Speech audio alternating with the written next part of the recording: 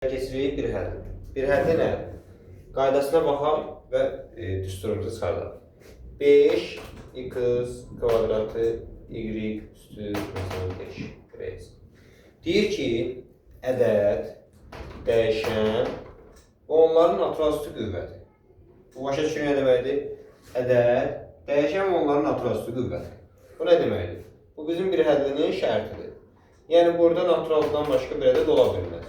Məsələn, bizə verə bilməz ki, x üstü 2-də 1, mənfi 2-də 1 və ya mənfi 1, x üstü mənfi 1 verə bilməz. Aydındır?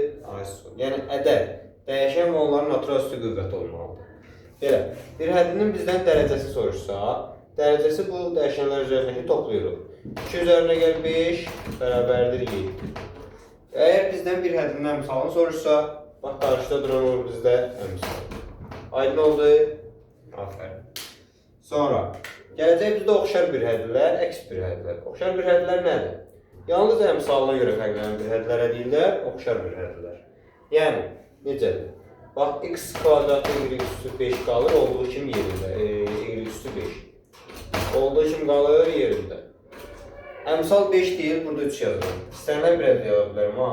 Olur, məsələn, 5x.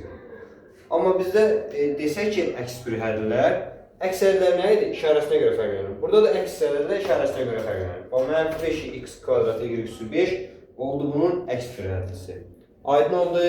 Aferin.